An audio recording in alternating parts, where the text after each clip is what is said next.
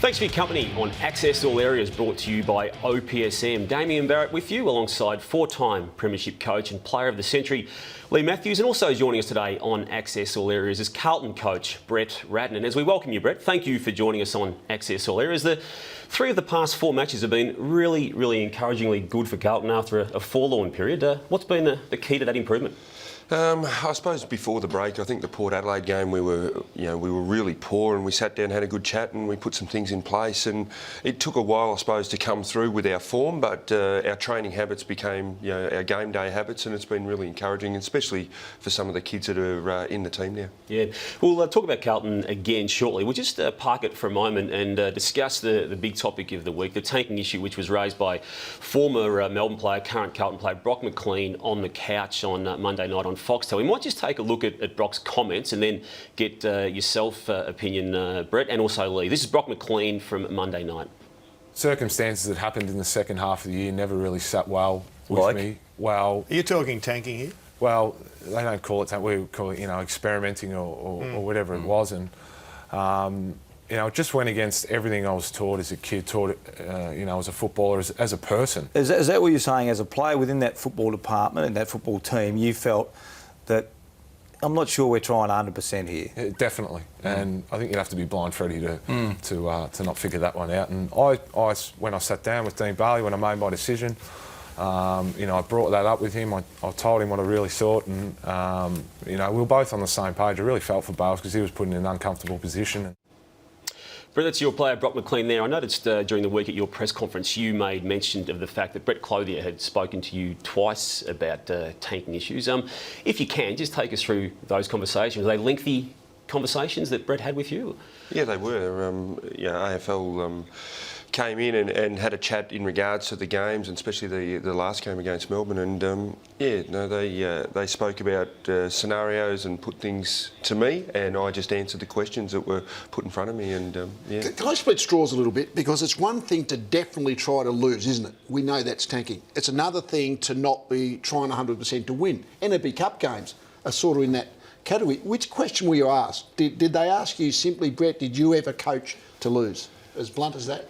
It did get down to that, or they asked about scenarios about players and selection and things like that. It went right through, but it is a tough one towards the end of the season for a lot of coaches. It's when your season is I suppose falling away, and how do you set next season up and get the best bang for buck in regards to development of players? I know in that 6 weeks that I took over, I played Sean Hampson as much as I could, knowing that he hadn't experienced AFL football much. It would give him great benefit in playing. Same with Sean Grigg. These two kids were picked 17 and picked 19. They were our future of our football club, and with any opportunity was to get them in to give them a taste, because that little reward gives them a reference point for their pre-season, and they look back to say, That's not tanking. That's persevering with players. I mean, tanking for me is in the 2 hours of a particular game, either the players aren't trying, or the coaches in the coach's box are trying to position the team to try and lose in that 2 hours. Anything else is just your list management, your development of players. I mean, I think we understand that is just part of what happens sometimes.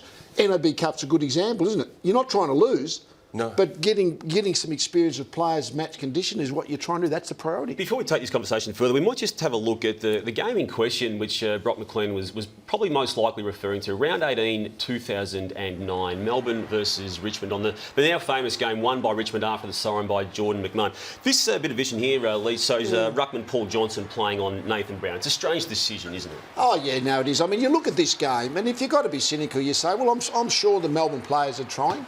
But is the Melbourne coach's box in that 2 hours of the game, are they trying to be desperate to win? This bit here is key defenders, Matthew Warnock and soon to be seen here, James Frawley. Both key defenders being moved into attack. Again, positional changes, but question marks raised as a result of that. Remember, we've been talking about this for 3 or 4 years. This is not a new subject. All that's happened is this week it's popped onto the agenda again. And we've got Bate and Ricky Petard here in the centre bounce. Now, they're, I suppose, not normally seen at a set and bounce clearance. And we've also got another bit of vision here of Brad Miller, normal key forward, playing in the centre there at a ruck clearance. And Colin Sylvia was available for selection that day, ended up finishing 5th in that year's best and But fairest. that's forget selection. That has nothing to do with tanking. It only confuses the issue. Yeah, but the issue is that on the 2 hours of the game, and I look at those vision and I say, yeah, okay, I'm cynical. That doesn't look like a team that's desperate to win with that positioning of players. But not playing a player, everyone knows going into the game, as long as the players are trying, tick that.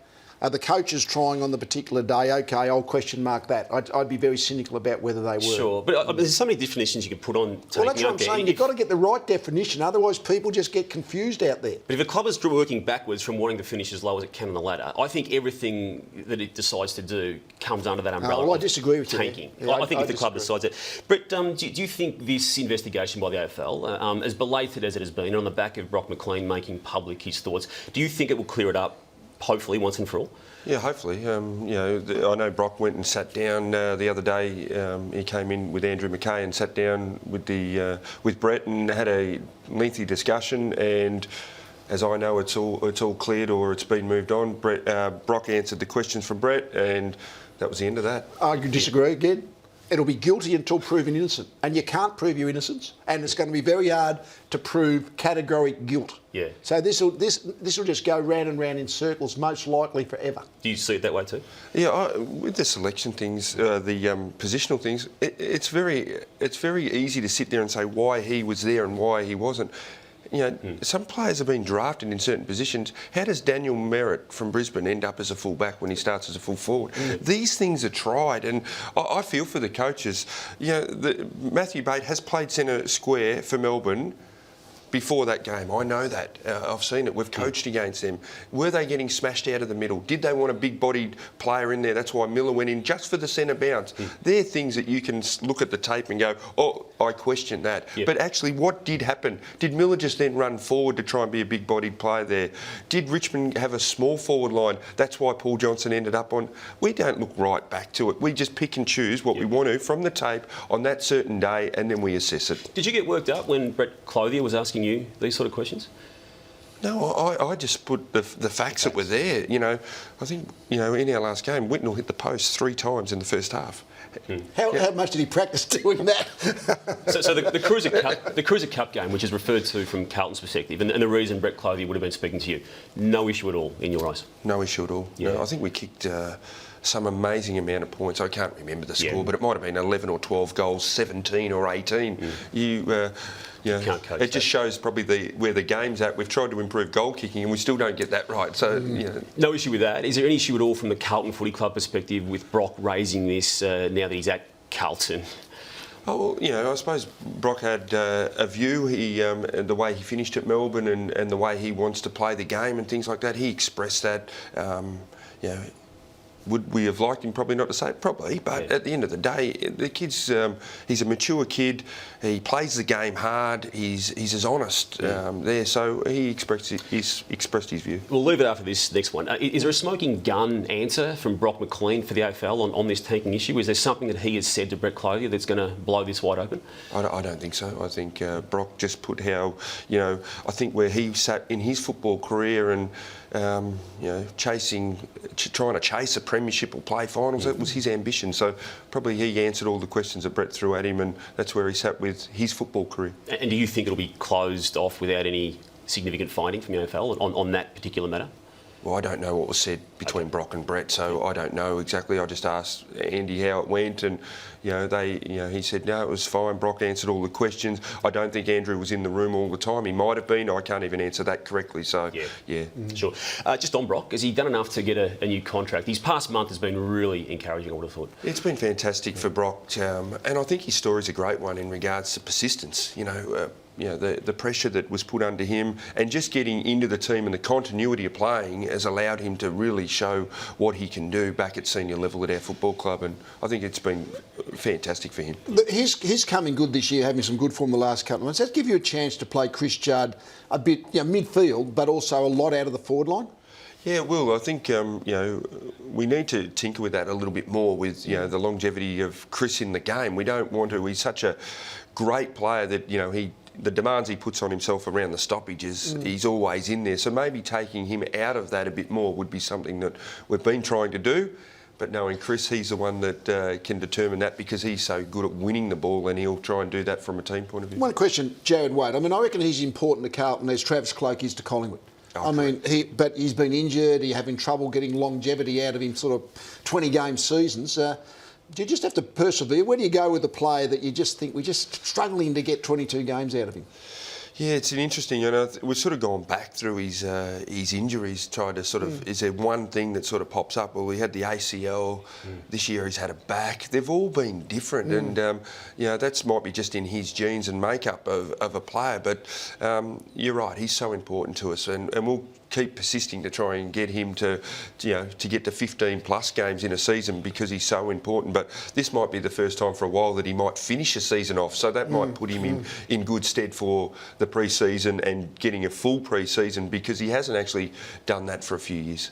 But what about yourself? It's been a really difficult year, just in what's been, I suppose, said and written, as the way the footy industry works, about your own tenure. I mean, we all know you've got a contract for next year, but your own club didn't do a great job of that. And this is my opinion and others, that have really sort of, I suppose, shepherding you from that speculation about next year. Where do you see yourself right now with a few matches remaining this year? I know you've got a contract, but where do you see it? I'm really comfortable with my position. I think sometimes through adversity, trying times or challenging times, you find out about a lot of people and a lot about yourself as well. And it's really, I suppose, pointed my view or sharpened my view up in expectations and what I would like around the football club with certain things, and I've put more demands on the players. And because when you're not going well, it's easy to just let things go under the carpet. And from my point of view, I think you actually got to be a lot sharper when it's not going so well. It may be a bit like the broken windows theory that the little things can start to create big things, and I think we've just lifted that expectation up a bit over the last 6 weeks, even more, and I think that's having a good effect on the group, but also around the staff as well. Would you be confident that you've had to play the sort of the B grades in a sense, because a lot of the A grades have been injured, that if they're all available, you're a better team than you would have been 3 months ago? I think it's put, from a list management point of view, it's put us in really good shape to assess the players, because sometimes that's the hardest thing from a list management group, is to assess players that, as a rookie, they get there late, just before Christmas. They don't do a pre-season. We play them virtually 8 weeks later in a NAB Cup series to see how they'd go. They haven't had the prep. Halfway through the year, they're falling over and they're fatigued, and they're the hardest ones to get a real handle on. So I think to allow Bell, a rookie, Casbolt as a rookie, Reece O'Keefe is not far away from playing as well, and he's going really well, but he's only got 8 games this season under his belt. So we might get a look at him at the back end of the season as well, but that's put us in good stead. Just back on yourself, was there enough support for you in your eyes in the game leading into the Collingwood fixture? Oh yeah, no, I had chats with Stephen, before that. I think at times football, everyone's off doing their own thing. We had breakfasts on, those types of things, but I didn't feel unsupported as a coach. No, I think the question mark was how are we going to play, and I think the big one was how we played against Port Adelaide. I thought, a bit like what Brock said about Blind Freddie, you don't have to be, you can have a look at that team and think, jeepers, regardless of the personnel, the effort was down that day, or it just looked a little bit effortless. Whether it was a fatigue thing, we still can't put our finger on, but that can raise a few questions, and I think that's where it sort of got born of our performance as a football club, and I'm the driver of that. That's my role. How do I emotionally get them up, and mentally get them up to play the game week in, week out is something that's put back on me, and I take full responsibility of that. Sure. Yes. Lee, the sponsor, the great sponsor of this show, OPSM, has a fan face-off competition running at the moment, and you have a chance to win the ultimate 2012 Toyota AFL Grand Final experience for you and a friend in the OPSM fan face-off. There are 6 double passes up for grabs over the next 6 weeks, and it's pretty simple. All you need to do, take a picture of your AFL fan face, so in your club colours or having an AFL experience anywhere in the world, that can be done. Then simply upload it to opsm.com.au/fan Fan Face-Off.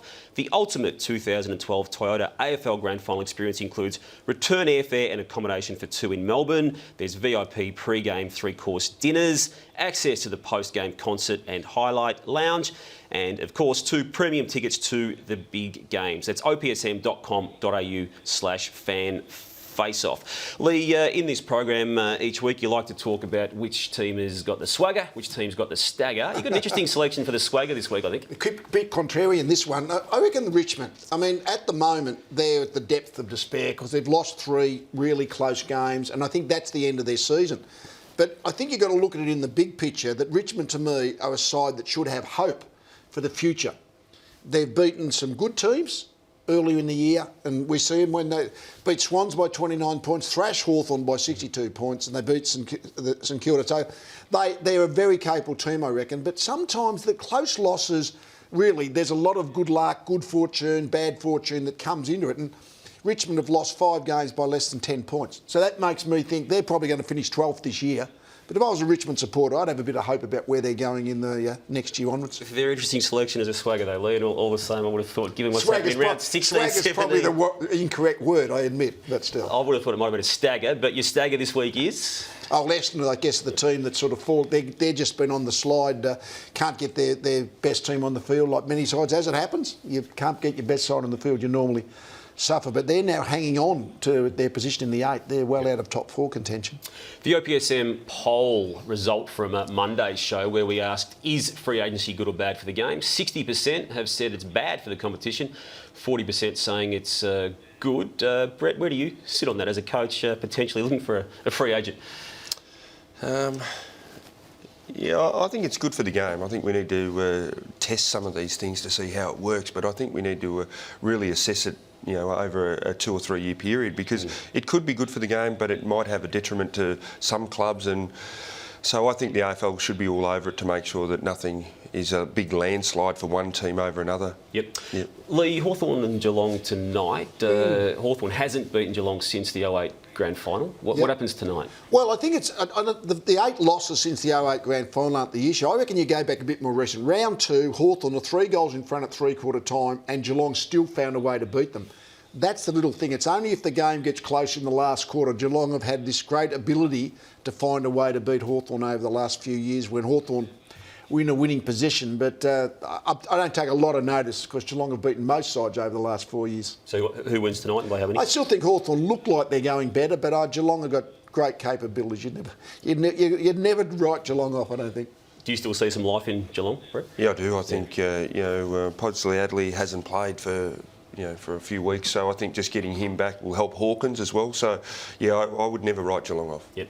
Thanks for your time on Access All Areas today, Brett. Yeah, thank you. And I think this week's a great week for Kevin Sheedy. 1,000 games in the game, and as a coach, you just look at these, with yourself, Lee, and David Parkin, and just one of the great coaches of the game and people as well. So, wish him well in his 1,000th game. Yep. Great effort. Yep. Thank you as always, Thanks, Lee. David. See you next Friday. And I'll be back on Monday with Matthew Richardson on the next edition of Access All Areas. Thanks for joining us today. Goodbye, have a good weekend, and I hope your team wins.